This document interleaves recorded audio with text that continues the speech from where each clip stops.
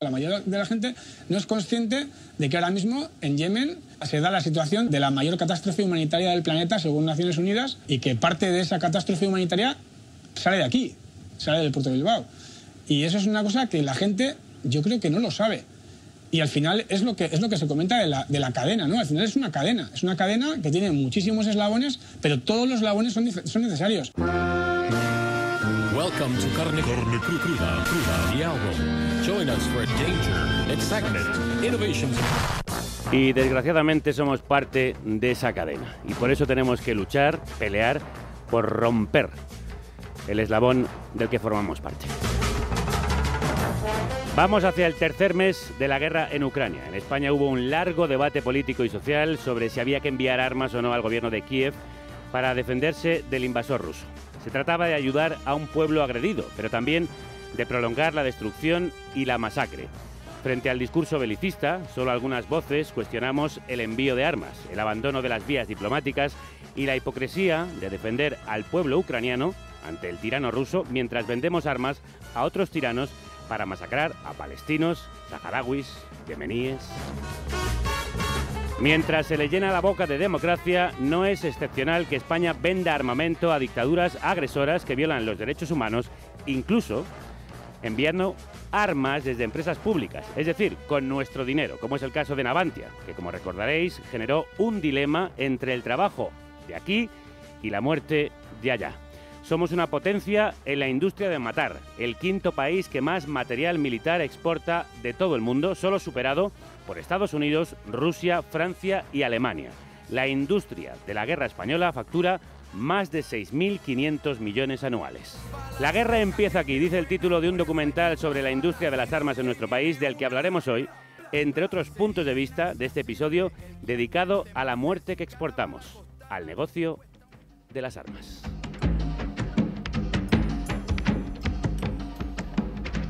Hay guerras que nos parecen lejanas, como la de Yemen, pero que empiezan muy cerca de casa. Ray Sánchez, crudos días. Crudos días, Javier. La guerra de Yemen, en efecto, quizás no la tengamos tan presente porque nos pilla lejos y a veces ni recordamos su lugar en el mapa, al sur de la península arábiga, casi rozando el Cuerno de África. En esta zona del globo, repleta de monarquías ancestrales y absolutas, es la única república y se formó en 1990 tras la unión de Yemen del Norte y Yemen del Sur, que entonces era un estado socialista. ¿Y desde cuándo se produce esta guerra? Desde 2015, aunque el origen del conflicto se remonta a la primavera árabe de 2011. Cuando la población se rebeló contra la corrupción del presidente Ali Abdallah Saleh, que tuvo que huir del país tras pasar 33 años en el poder. Le sustituyó su vicepresidente Abdrabbu Mansur Hadi, que abrió un proceso de diálogo para abordar el conflicto nunca resuelto con los hutíes, un grupo armado chií del norte del país. Aquello fracasó y en 2015 los hutíes se hicieron con la capital, Saná. Comenzaba una guerra civil que se extendería a todo el territorio. Y en la que pronto intervendría Arabia Saudí, que junto a los Emiratos Árabes Unidos lidera una coalición internacional que desde entonces ha realizado 25.000 ataques aéreos en Yemen. Una guerra que cumple ya 7 años y ha provocado un desastre humanitario. El peor del planeta, lo dice Naciones Unidas. El 80% de los casi 30 millones de habitantes de Yemen necesitan ayuda humanitaria para sobrevivir. La guerra ha provocado el desplazamiento de más de 3 millones de personas y miles de civiles han muerto durante estos años de conflicto. La mayoría por los ataques de Arabia Saudí. Bombardeos en los que participan cazas de fabricación europea como los Eurofighters.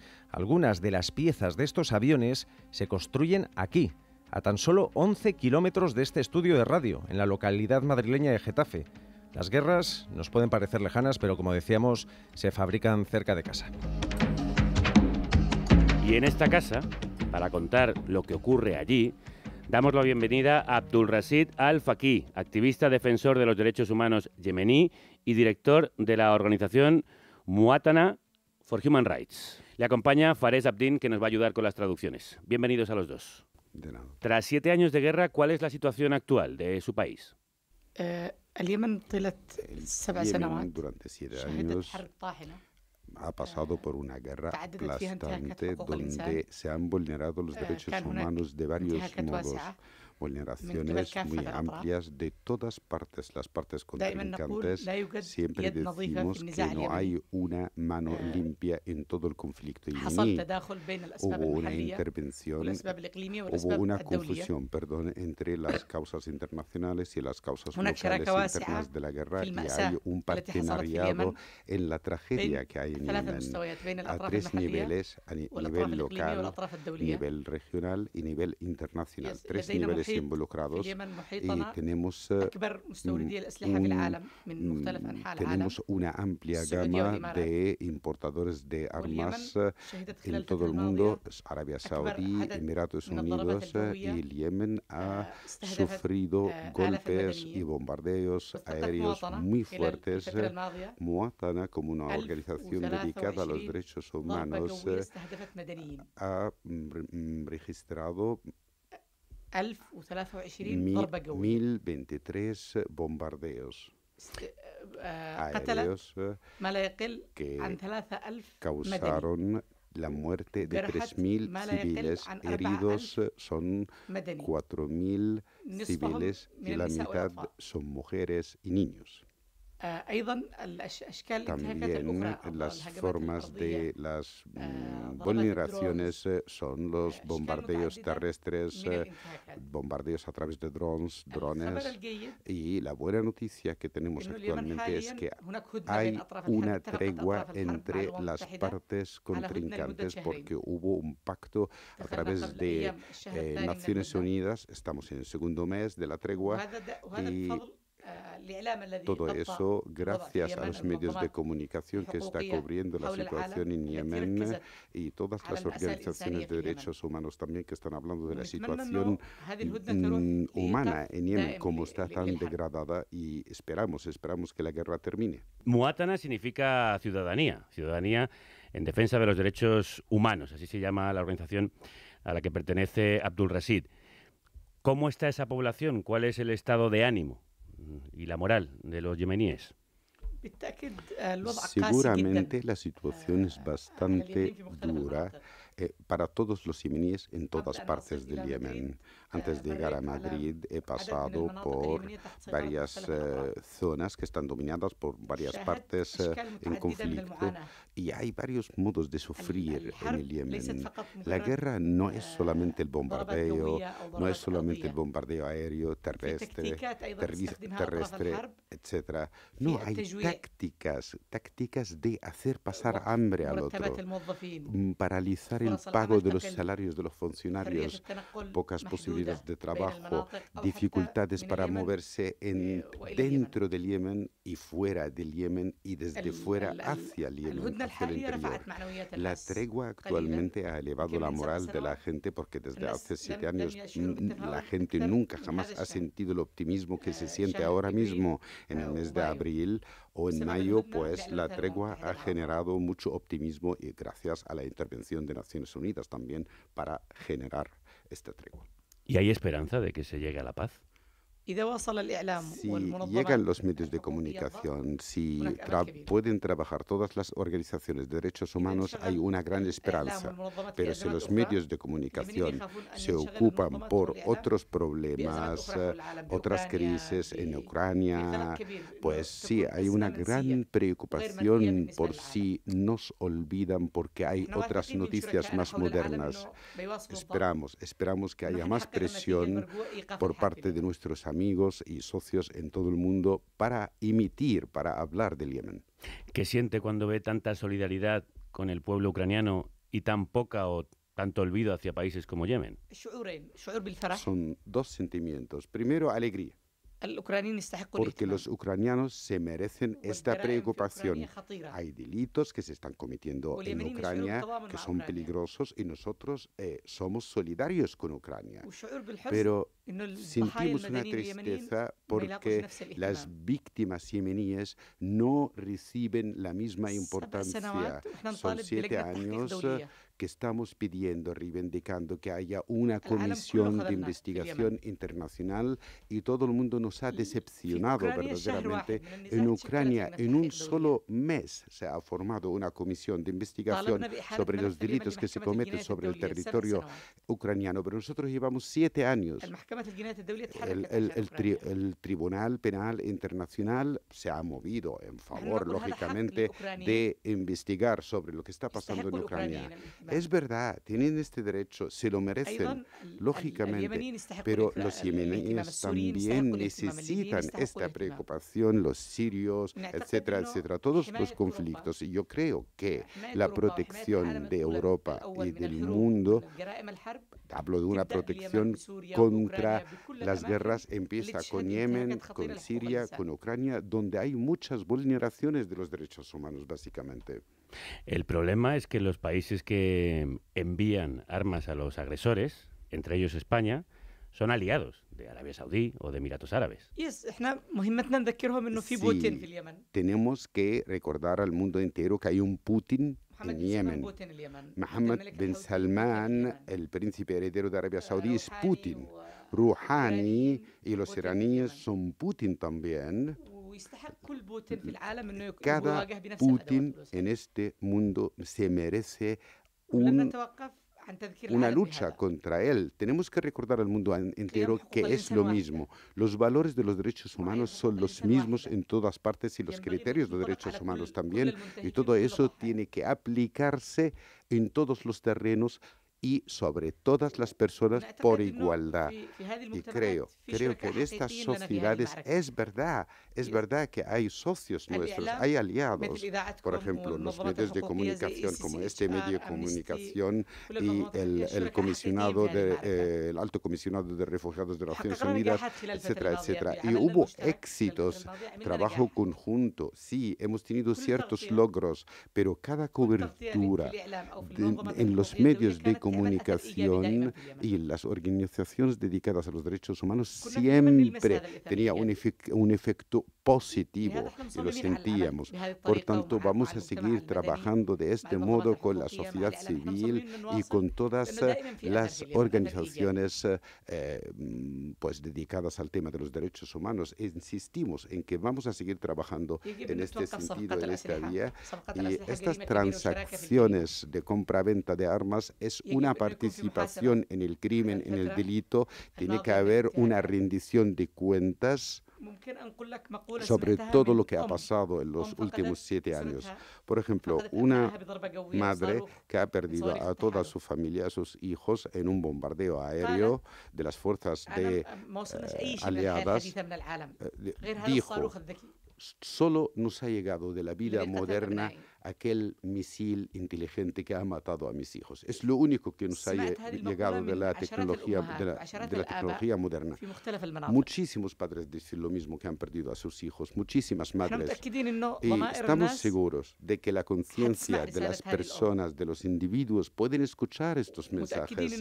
Sabemos que hay conciencias vivas que pueden escuchar estos mensajes y pueden reaccionar ante la situación. Y insistimos en trabajar para que se haga una rendición de cuentas y para que haya equidad en Yemen. Una frase demoledora y esclarecedora, la de esa madre, ¿no? Solo nos ha llegado de la modernidad la destrucción de los misiles. Ha venido a España precisamente Abdelrashid para denunciar que aquí se fabrica armamento que Arabia Saudí utiliza para bombardear su país. ¿Qué tipo de armamento y qué tipo de respuesta espera aquí en España? Creo que tiene que haber otro cálculo de los intereses estrechos entre un grupo minúsculo. Yo creo que Europa está basada en intereses más públicos, más generales. Por eso nosotros reivindicamos, pedimos que se paralice del todo el apoyo militar a Arabia Saudí y a Emiratos Unidos, también el apoyo logístico, también el apoyo político. Todo eso se tiene que paralizar, porque Bashar al-Assad, Putin, Mohammed bin Salman, ¿por qué? Porque se les trata con tanto cariño, con tanto mimo durante estos años, estos últimos años. Había un criminal de guerra que se le hacía pues un juicio, y Mohammed bin Salman con Europa, con Bretaña, con Francia, con Estados Unidos, se le trata muy bien, con mucho mimo. Lo que quiero decir es que al fin y al cabo la voz de los derechos humanos se tiene que escuchar en todas partes, porque esto es una protección para los yemeníes, inclusive para los europeos. Estos son valores originales o originarios en Europa, en los conceptos de la rendición de cuentas, el tema de respetar los derechos humanos. Solamente queremos que se respeten los derechos humanos aquí y allá en Yemen también. Son 7 años de guerra, son muchísimos años. ¿Cómo está su país? ¿Cómo ha quedado?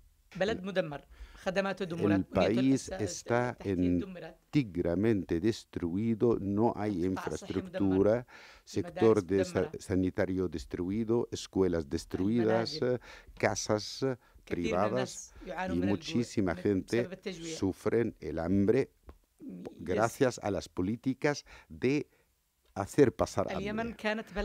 Yemen era un país democrático, principiante en la democracia, derechos humanos, libertad de expresión, libertad de prensa, etcétera, etcétera. Y teníamos grandes sueños antes de la guerra. Pero la guerra ha destruido inclusive nuestros sueños. Algunos grupos armados fueron apoyados sobre el terreno y el Estado de Derecho se ha destruido por completo. Y la situación es trágica.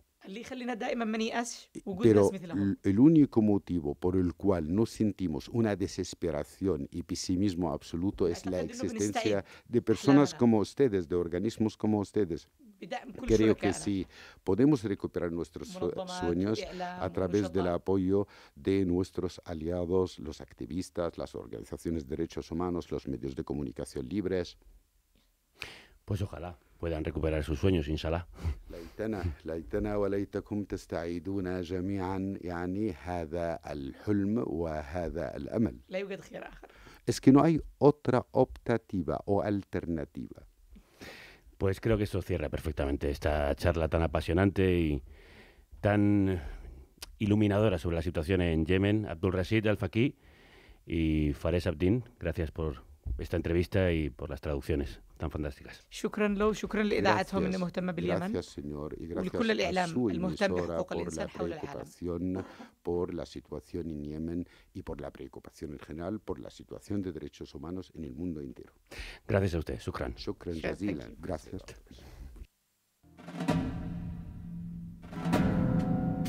Queríamos empezar mostrando las brutales consecuencias, las heridas abiertas, la muerte y la devastación que provocan las armas que vendemos y enviamos desde aquí.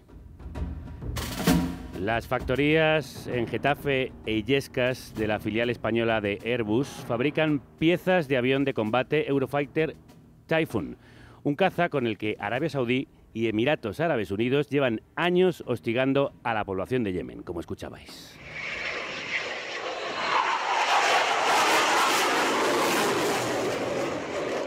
Su sonido ya produce terror. El Tratado sobre el Comercio de Armas, ratificado por España en 2014, prohíbe cualquier transferencia de armamento convencional y municiones, partes o componentes cuando un país tiene conocimiento de que esas armas pueden utilizarse para cometer crímenes de guerra. Amnistía Internacional, el Centro de las por la Cultura de la Paz y el Centro Europeo por los Derechos Constitucionales y Humanos afirman que existen evidencias para relacionar estos aviones de Airbus, vendidos a Arabia Saudí y Emiratos, con crímenes de guerra en Yemen, incluso con ataques a hospitales y escuelas. Esas tres organizaciones piden al gobierno español una investigación independiente para esclarecer si los cazas de Airbus se han utilizado para matar a civiles yemeníes. Christian Sliman-Radbruch es abogado del Centro Europeo por los Derechos Constitucionales y Humanos. Bienvenido, crudos días, Christian. Bienvenido. ¿Existen evidencias de la utilización de esos aviones en el ataque a Yemen?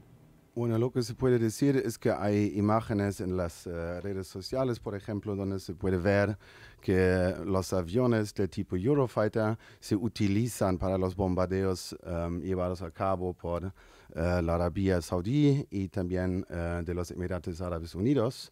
Eso se puede, hay evidencia para este uso de los aviones y incluso hay un otro avión que viene de España, es un avión de abastecimiento, el A330 MRTT, y también existen imágenes y vídeos en las redes sociales cuando se utilizaron estos aviones de abastecimiento para repostar en el aire los otros aviones de Eurofighter. También nos acompaña Jordi Calvo, que es coordinador del Centro de las de Cultura por la Paz. Jordi, bienvenido, Crudos Días. Hola, buenos días. ¿Qué responsabilidad tendría el gobierno español si esto se confirma? Bueno, el gobierno español tiene toda la responsabilidad porque no se venden armas si el gobierno no da la autorización. Y en la Junta Interministerial de Material de Defensa y Doble Uso es donde se decide dar la licencia de exportación o no a, en este caso, Arabia Saudí o Emiratos Árabes Unidos. Con la información que tenemos desde el año 2015 hasta hoy de qué hace Arabia Saudí y Emiratos Árabes Unidos con las armas que se envían desde aquí, podemos decir que deberían haber denegado estas licencias. ¿Y qué consecuencias podrían tener de tipo judicial las autoridades españolas? Bueno, estas son consecuencias que se deben determinar por el Tribunal Penal Internacional. Como Cristian es abogado, podría decirnos. Sí, bueno, en teoría hay un estatuto de la Corte Penal Internacional y en ese estatuto se regulan las responsabilidades criminales y obviamente hay una responsabilidad para el principio del crimen, ¿no? La persona que comete el crimen, pero también hay una responsabilidad penal para cómplices. Y en el estatuto de la Corte Penal Internacional dice que personas que facilitan o asisten a la comisión del crimen con el propósito de facilitar ese crimen también pueden ser cómplices en este crimen, entonces son responsables individualmente criminalmente. Denunciáis que el gobierno español se ha negado a dar información sobre licencias de exportación de las piezas de aviones de combate que se fabrican aquí. ¿Tienen algo que esconder? Sí, aparentemente sí. Y va muy bien la Ley de Secretos Oficiales del año 68, que sirve para que todas las actas de las reuniones de la Junta que mencionaba antes, donde se decide por qué se dan licencias y por qué no a unos países u otros, todas esas actas son secretas. Nunca sabremos qué se habló en esa reunión y por qué se decidió vender armas puntualmente a un país en el que tenemos una gran probabilidad, pensamos, sospechamos con grandes indicios de que serán utilizadas contra la población civil. Airbus tiene una mínima participación pública, pero es un conglomerado privado en su mayoría. ¿Se puede ir contra Airbus, evitar que sigan haciendo lo que están haciendo? Sí, claro. La responsabilidad penal no es solo para funcionarios del gobierno o responsables políticos, sino también para el personal de la empresa o responsables de la empresa Airbus, en este caso. ¿Y se les puede perseguir penalmente en algún tipo de corte internacional?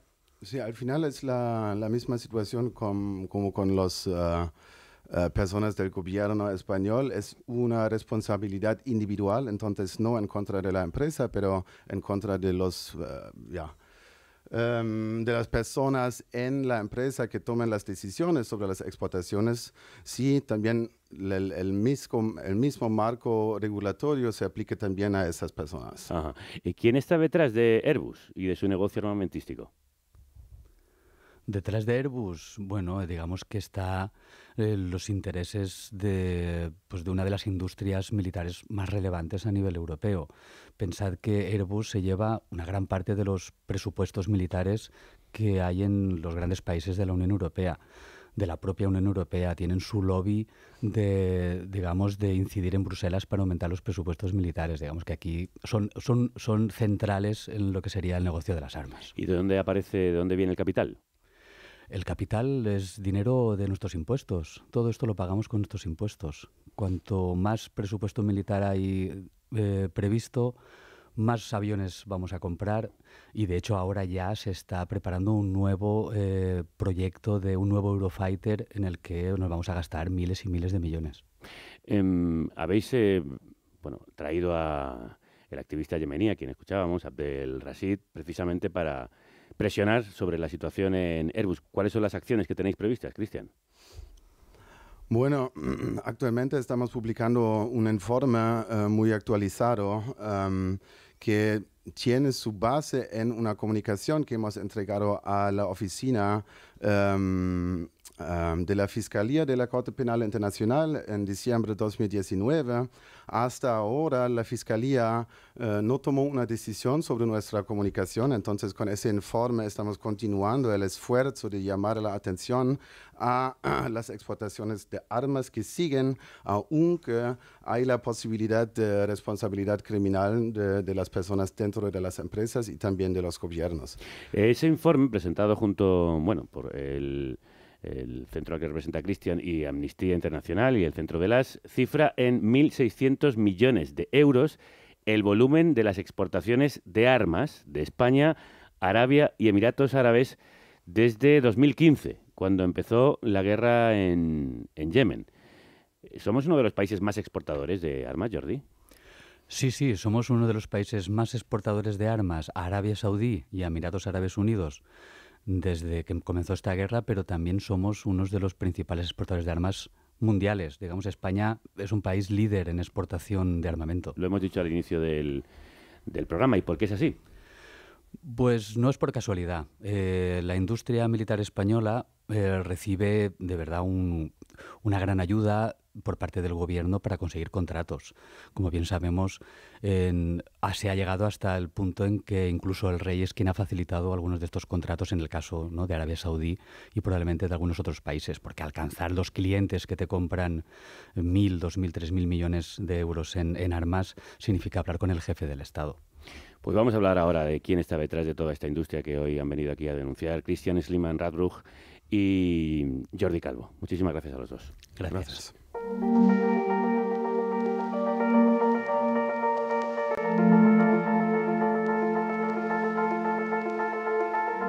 En España se fabrica armamento para tierra, mar y aire. Una industria mortífera que, sin embargo, da la vida en zonas como la Bahía de Cádiz. Allí no existen dilemas. Hay que comer, aunque sea con el negocio de la guerra. Esto en Cádiz significa trabajo y nosotros somos constructores de barcos. Nosotros nos dedicamos en la Bahía de Cádiz a hacer barcos. Lo hemos hecho desde la época de los fenicios y es lo que queremos seguir haciendo. Nosotros queremos trabajar. Escuchábamos al alcalde de la ciudad, José María González, Kichi, justificando en el programa Salvados la construcción de corbetas para Arabia Saudí en los astilleros gaditanos de la empresa Navantia, la empresa pública. Según Kichi, en Cádiz, una ciudad con un desempleo crónico, no se pueden rechazar este tipo de encargos. En España, 60.000 personas llenan la nevera con su trabajo en la industria militar. Pera Ortega es investigador y presidente honorario del Centro de las de Estudios por la Paz y experto en armamento en España. Pera, buen día, crudos días. Hola, buenos días. ¿Por qué se fabrica tanto armamento militar en España? Bueno, esta es una apuesta que hizo en su día el gobierno del PSOE con Narcís Serra como ministro de Defensa, de reactivar la industria militar heredera del franquismo, de la época de la autarquía, en que no se adquiría ni un arma fuera de España y habíamos construido tres grandes industrias militares. Una era la antigua Bazán, hoy Navantia, para fabricar todos los buques de guerra para la Armada Española. La otra era Construcciones Aeronáuticas, que hoy se llama Airbus, para fabricar los aviones para el Ejército del Aire, y Santa Bárbara para fabricar, todo el material del Ejército de Tierra. Esas tres empresas han continuado con diferentes nombres y, por lo tanto, fueron impulsadas después del franquismo por el PSOE y después por el Partido Popular, y hoy tenemos tres grandes industrias en España que forman un oligopolio unidas a Indra, que hace todas las tecnologías de los armamentos de los aviones de combate, de las fragatas, de los buques de guerra y de los blindados. Y entre las cuatro tienen el 75% de la producción militar en España. Y sí, es cierto, dan trabajo pues a unos 25.000 trabajadores. Entonces estamos hablando de una industria que es en una mitad pública y en otra mitad privada. Pues sí. Bueno, en la época de José María Aznar, del neoliberalismo brutal que inundó el mundo, y también en España, en que se privatizaron todas las industrias españolas y todas las grandes empresas públicas, también se hizo con las militares, pero no se pudo con todas, porque Navantia, ya que hemos hablado de Navantia, es una empresa deficitaria, por lo tanto pierde dinero todos los años, nadie la ha querido adquirir. Sí que pudo privatizarse dándole muchos privilegios a Santa Bárbara, que se le vendió por una ridícula cantidad de 4 millones de euros a una empresa americana muy importante, a General Dynamics, empresa americana de armamento, pero a cambio de darle contratos por 240 millones para los próximos 20 años. Por lo tanto, fue un gran negocio para General Dynamics.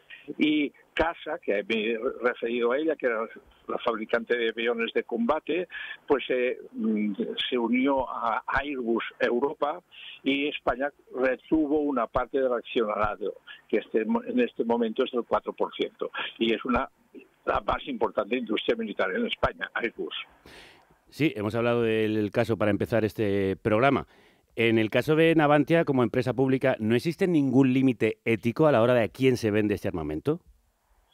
Bueno, sí que existe, porque existe una ley que regula el comercio de armas de España y las exportaciones. Y esta ley dice muy claramente, que es una ley común de la Unión Europea, que no se pueden vender armas en 8 casos, y uno de ellos, el más flagrante, a un país que esté en un conflicto armado, presente en algún conflicto armado o guerra, o que viole los derechos humanos de forma muy flagrante, muy real. Y este es el caso, por ejemplo, de Emiratos Árabes Unidos, de Arabia Saudita, que España le vende armas, y precisamente 4 corbetas que se están fabricando en Cádiz, y por lo tanto hay una cuestión ética, que el Estado español se salta la propia ley, y además que tampoco se puede justificar, como ha hecho aquí el alcalde de Cádiz, porque desde el punto de vista ético los trabajadores no pueden de alguna manera vender armas para que se utilicen en una guerra para matar a otros trabajadores. Eso es un principio de la internacional obrera, desde la primera internacional, de la segunda, de la tercera, y por lo tanto es un grave violación de un principio fundamental del movimiento obrero. Y además otra cosa que ya lo he dicho, pierden dinero. O sea, Navantia pierde dinero que pagamos entre todos los españoles. Por lo tanto, ¿qué quiere decir? Navantia cada 2 años, depende del año, pierde entre 300 y 400 millones de euros de pérdidas que son sufragadas por el propio Estado. Por lo tanto, es una empresa deficitaria que, por lo tanto, estos trabajadores están sin la ayuda de todo el resto de la población española, que sufraga el mantener una empresa deficitaria que en el ámbito privado y hubiera cerrado no se podría sostener.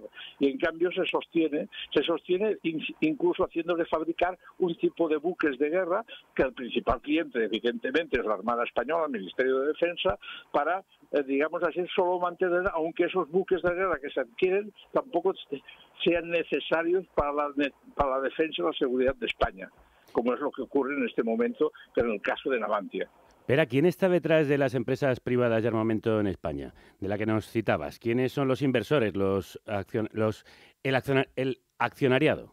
Hay una parte, ya he dicho, que las industrias fuera de Navantia, que el 100% es pública, es una empresa pública, las otras 3 empresas a que he hecho referencia, Santa Bárbara es 100% privada, en manos de una empresa, General Dynamics de Estados Unidos. Luego está Airbus, que el 4% del accionariado es público, también en manos del gobierno del Estado español, porque en la fusión, cuando se creó Airbus, España aportó la empresa CASA y a cambio le dieron una parte del accionariado. Por lo tanto, también es una empresa privilegiada, porque toda la fabricación de aviones de combate que se hacen en España, que es el 80% de esta producción de una empresa que es la número 1 en España, que tiene 11.000 trabajadores, pues se ve beneficiada por las demandas desde el Ejército del Aire español. Por ejemplo, este mes de enero se ha puesto en marcha un proyecto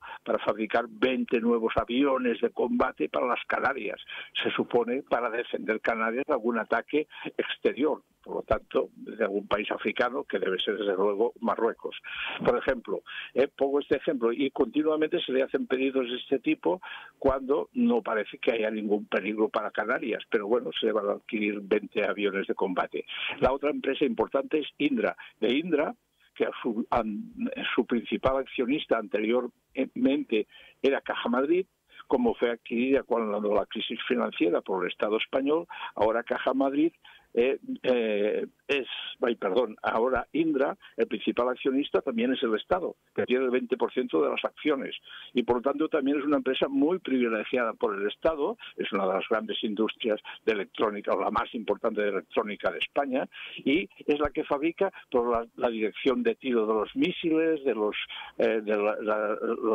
vuelos de los Eurofighter y de los aviones de combate y de los helicópteros de combate, la dirección de tiro de los cañones de los blindados, de los buques de guerra, los sistemas de vuelo. Es una gran empresa también muy privilegiada por el Estado y también el principal accionista es el propio Estado. Las empresas privadas hay accionistas, claro que los hay, pero son de menor grado.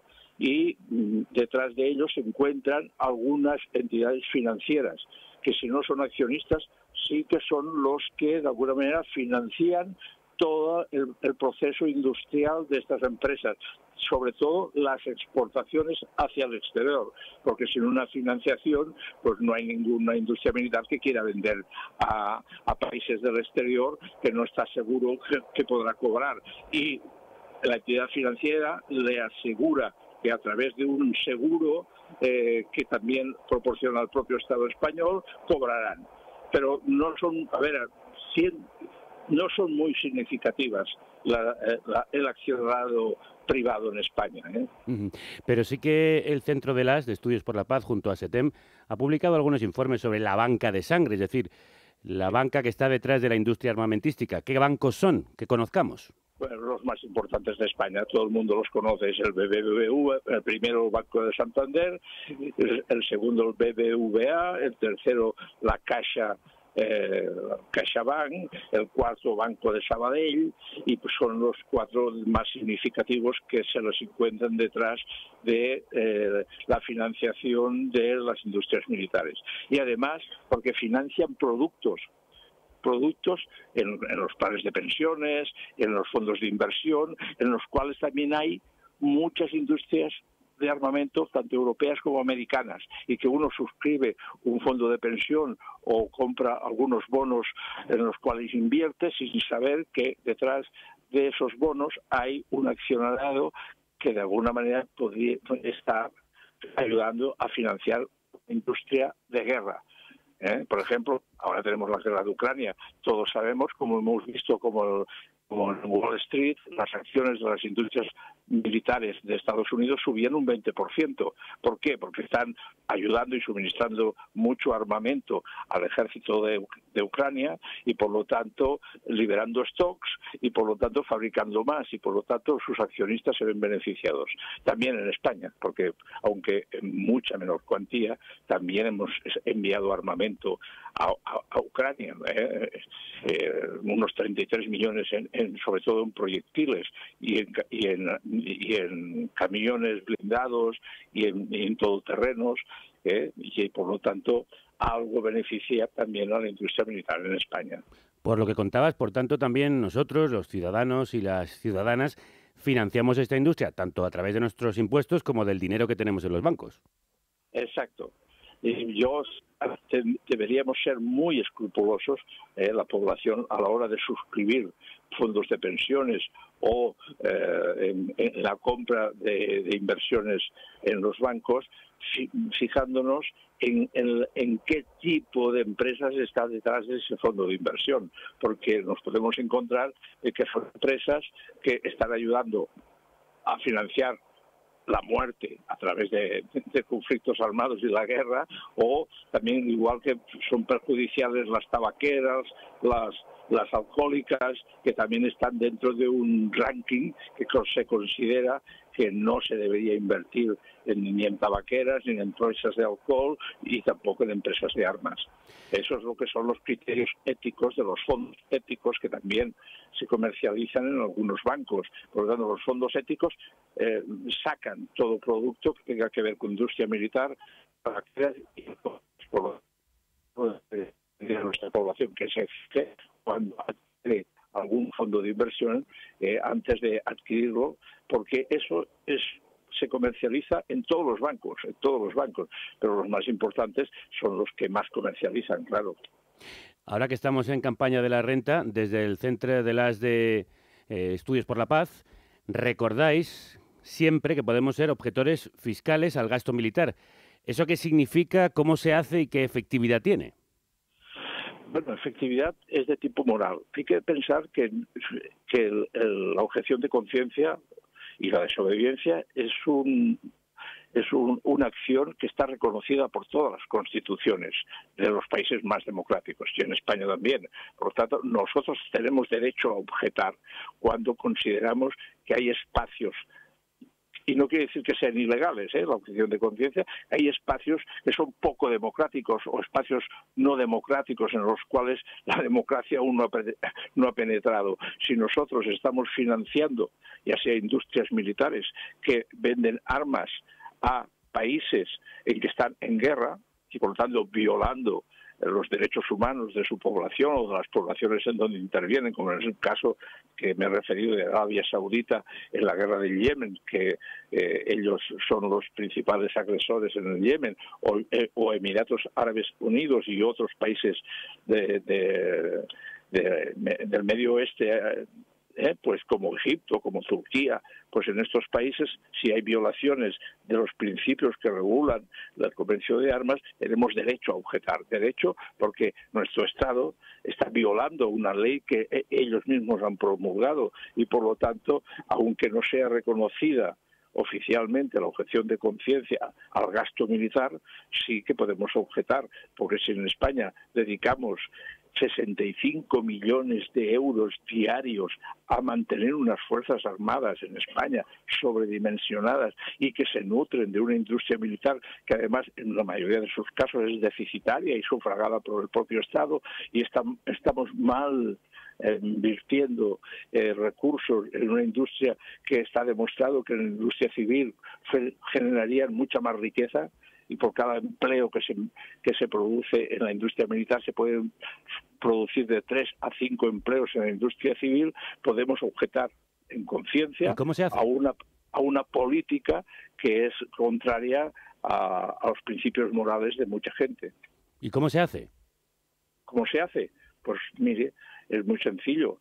La parte proporcional que representa el gasto militar del Ministerio de Defensa respecto al total del presupuesto del Estado, si es un 6%, pues tú puedes de la renta tuya reducir un 6% y no pagarlo. Pero no pagarlo no quiere decir no pagarlo al Estado.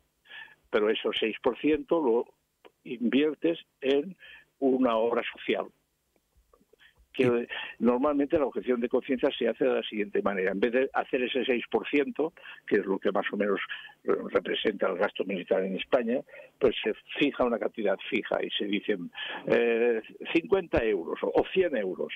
Pues 100 euros que yo entrego a la ONG Intermon o a la ONG aquella que ayuda al pueblo saharaui o para ayudar a los pueblos más deficitarios y más empobrecidos del mundo, o lo doy a un proyecto concreto, y entrego esos 100 euros a un lugar en lugar de entregárselos al Estado. Y además se lo comunico en la declaración de renta, adjuntando dentro del sobre de la declaración de renta la donación que he hecho, porque no se trata de no pagar. Sí, hay que pagar igualmente, pero en lugar de pagar para mantener unas Fuerzas Armadas sobredimensionadas en el caso español, se lo entrego a una ONG. ¿Y puede tener consecuencias para quien lo haga? No, ninguna. Bueno, le pueden reclamar esos 100 euros, no admitírselos como porque la ley no lo permite, y le pueden reclamar los 100 euros, como así hacen normalmente cuando lo detectan, que no siempre lo detecta la Inspección de Hacienda. Y, por ejemplo, en mi caso, yo que la he practicado durante muchos años, pues me obligan a volver a pagar esos 100 euros. Pero no me ponen ninguna multa. Normalmente no ponen una multa para unas cuantías tan pequeñas. Simplemente te lo reclaman. Pere Ortega, investigador y presidente honorario del Centro de Estudios por la Paz, muchísimas gracias. A vosotros por divulgar este tipo de información que no siempre tiene acceso a la mayoría de la población. Hace 81 años. Aquello fue algo terrible. Resulta que en el bombardeo de Guernica se usaron 31 toneladas. Cada día que pasa, desde el puerto de Bilbao, sale el equivalente a un bombardeo de Guernica. Cada día que pasa, con lo que nosotros mandamos a Arabia Saudí puede hacer en Yemen un bombardeo de Guernica y arrasar una ciudad como Guernica. Aterrador, el dato que contaba el bombero Ignacio Robles, con quien ya hemos hablado en otros programas. Él se negó a participar en un embarco de armas con destino a Arabia Saudí en el puerto de Bilbao. Y de ahí surge la idea del documental La guerra empieza aquí. Un interesante largometraje que podéis encontrar en YouTube, está en abierto, y que ha dirigido Joseba Sanz, y muestra hasta qué punto somos parte activa en las guerras. Joseba, egunon, crudos días. Buenas. La industria armamentística en Euskadi tiene una larga trayectoria. ¿Desde cuándo y por qué esa tradición? Bueno, la verdad que la tradición armamentística de Euskadi es de la más vieja, si no la más vieja del Estado español. Y esto viene desde el siglo XV aproximadamente, cuando ya se hacían lanzas y armaduras, y digamos en el valle del río Deva, en la zona de Elorrio, posteriormente en Eibar, y luego se empezó con el tema del arma corta, digamos, que se exportó prácticamente a todo el mundo, y hoy en día ha seguido esa evolución, pero ya, bueno, tras la crisis del arma corta, etcétera, etcétera, hoy en día lo que se hace son sobre todo elementos de alta tecnología, sistemas de navegación de misiles, se hacen motores, se hacen cosas, digamos, mucho más tecnológicas, aunque se siguen haciendo también cosas como morteros, y en efecto lo que salía por el puerto de Bilbao sobre todo eran proyectiles explosivos. Sabíamos que se estaba haciendo un tipo de bomba que era especial, que eran unas bombas cuya carcasa ya no era de hierro, era de aluminio, y sabíamos que esas bombas después en destino se les metían productos químicos que eso ya desconocemos, pero que luego, por lo que hemos podido leer en los medios de comunicación, pues podía haber desde napalm hasta otro tipo de gases que en conflictos de muchas partes del mundo pues se utilizaban. Minas antipersona, bombas racimo, minibomba nuclear, bombas con productos químicos como napalm. Así se cuenta en el documental. ¿Cuál es el destino de este tipo de armas? De este tipo tan bestial de armas. Bueno, esto pertenece al pasado, afortunadamente. Este es un ex trabajador de Expal, Explosivos Alaveses, que es una empresa que estaba radicada en Euskadi, una empresa vasca, que en 2004 cerró y en 2006 reabrió en Burgos, en Quintanilla de Sobresierra, dentro de la multinacional Maxam. Y Expal, esta empresa, es la que estaba enviando a través del puerto de Bilbao todo el armamento para Arabia Saudí, que da un poco origen a nuestro documental y a todas las acciones, digamos, de movilización que hubo en torno al puerto de Bilbao con diferentes colectivos vascos, ¿no? Expal, efectivamente, fabricaba bombas racimo hasta que se prohibió por el Tratado Internacional que firmó España, pero siguió fabricándolas en Brasil, que no había aceptado, que no había firmado el tratado. Fabricaba minas antipersona, que prácticamente se exportaban a todo el mundo, a Colombia, al Sáhara Occidental, en muchísimos lugares. Expal vendía también a Irán, a Irak, a todos lados, digamos, del mundo, a todos los conflictos. Claro, las bombas racimo y las minas antipersonas, digamos que es lo más salvaje.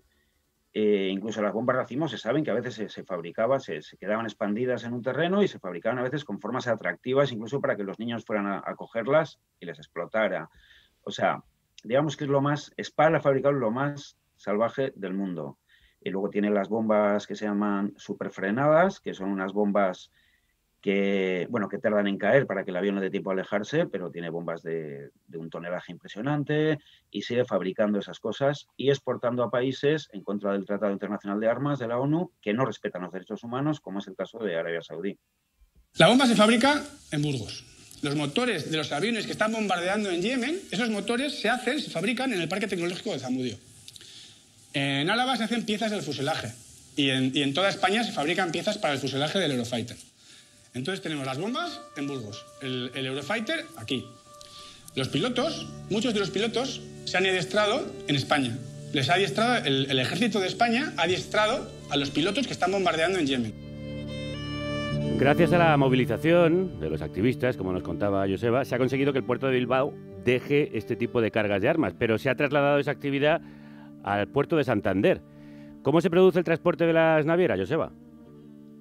Bueno, la compañía saudí Bari, que es la compañía naviera oficial, digamos, estatal, tiene una flota inmensa, pero tiene 6 buques Ro-Ro, de estos que tienen una rampa trasera, porque se pueden introducir también vehículos, y aparte lleva containers.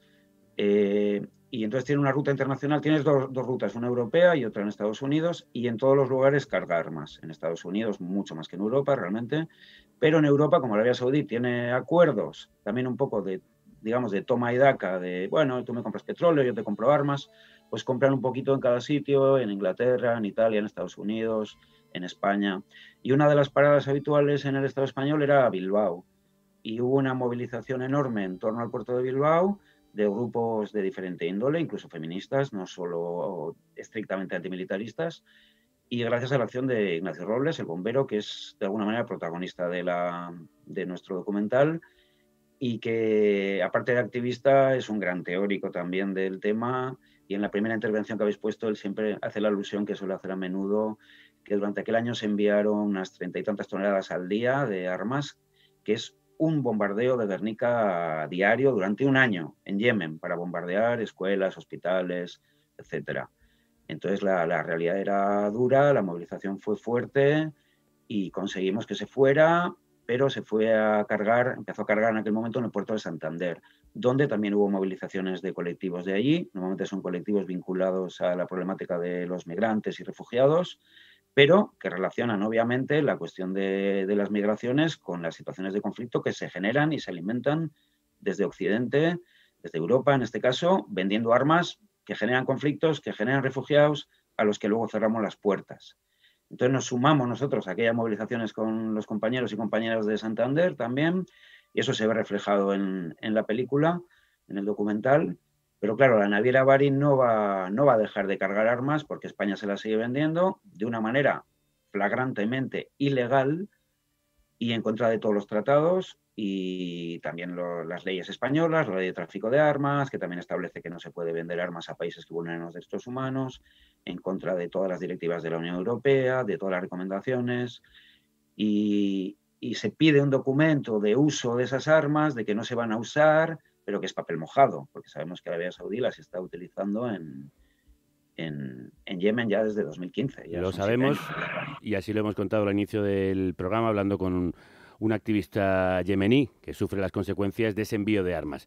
La pérdida de puestos de trabajo es uno de los argumentos que se esgrime a la hora de apoyar a la industria armamentística española. No podemos poner en un plato de la balanza los muertos, víctimas inocentes, y después utilizar como compensación nóminas o puestos de trabajo. Quiero decir que sería una relación, una balanza realmente inhumana, ¿no? Y absolutamente execrable, ¿no? ¿Cómo se puede desmontar esta argumentación? Escuchábamos antes al director honorífico del Centro de las diciendo que si eso se invirtiese en otra industria civil, habría más puestos de trabajo, sería menos deficitaria, de hecho. Así es.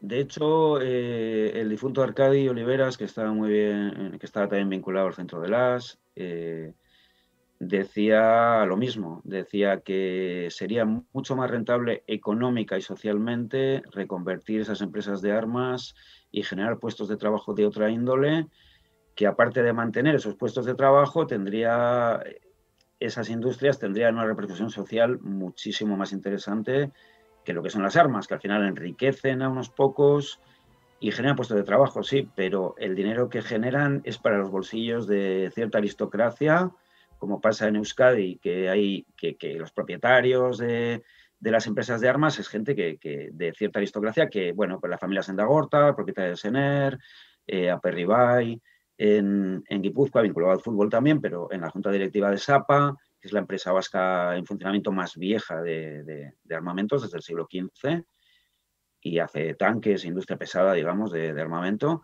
y entonces les beneficia a ellos, pero no hay un beneficio social de lo que producen esas empresas. Entonces, la reconversión, se está planteando una idea ahora mismo en los grupos militaristas vascos de plantear un proceso de reconversión a SAPA para reconvertir esa industria en algo que no sea militar. Y es una idea, también se intentó con Expal en su momento, cuando Expal todavía estaba en Álava, y no se consiguió. El proyecto en el que participó el Centro de las también era correctísimo, los números daban, pero la empresa obviamente se negó porque iba a ganar menos dinero que vendiendo armas. Hablemos precisamente de eso, de las vías políticas para acabar con esta industria en España, en el Estado español, para que no empiece aquí la guerra y paremos este envío sangriento. El gobierno vasco tiene la prohibición de colaborar de ninguna forma con las personas físicas o jurídicas dedicadas a la producción, comercialización y financiación de armas. Cientos de miles de euros son destinados a través de programas como Gaitec o Ecitec a empresas dedicadas a la producción de material militar. Y esto va en contra de la ley y hay que pararlo. ¿Por qué no bajan aquí y nos dicen la verdad? Nos dicen, oigan, que aquí lo que importa es que el negocio de las armas siga funcionando, que es un negocio muy lucrativo. Si piensan eso, por favor, digan eso y no nos mareen. La legislación se incumple, como nos contaban también en nuestra anterior entrevista. Esto decía Íñigo Martínez, parlamentario del grupo Elkarrekin Podemos e Izquierda Unida en el Parlamento Vasco. Frente a esto, Joseba, ¿qué podemos hacer desde la población civil, aparte de denunciar, manifestarnos, movilizarnos? Claro, desde la población civil tampoco tenemos muchas más vías para protestar contra esto. Por eso yo creo que es importante seguir en la vía de la movilización, la denuncia. Aquí en 2017, 2018, después de la acción de Ina Robles en el puerto de Bilbao, la movilización fue muy fuerte y afortunadamente se mantiene todavía cierta estela y cada año se sigue haciendo pues una marcha en bici antimilitarista, movilizaciones en fechas señaladas, se sigue protestando contra la banca armada, de la que ya habéis hablado también en el programa, contra las juntas de accionistas de BBVA o Caixa que se hacen en Bilbao. O sea, hay movilización bastante constante. Muchos medios vascos sí se hacen cargo de este tema, pero otros no. Y, por ejemplo, la televisión pública vasca, pues claro, está financiada por quien está financiada y es más difícil introducir ahí esos contenidos, ¿no? Pero la protesta está y la vía yo creo que es la única que nos queda, que es seguir protestando, movilizándonos y, por ejemplo, intentar no tomar parte en la banca que participa en la financiación a las empresas armamentísticas, etcétera. Y por eso es tan importante que veáis un documental que me parece esencial sobre este tema. Se han hecho pocos y se debería hablar más sobre la industria armamentística en nuestro país. La guerra empieza aquí. Su director es Joseba Sanz. Ha sido un placer escucharte. Mila esker. Muy bien. Igualmente, mila esker. Soy Agur. Agur. Gracias por permitirnos hacer este alegato contra las armas. Hasta la próxima. Que la radio os acompañe.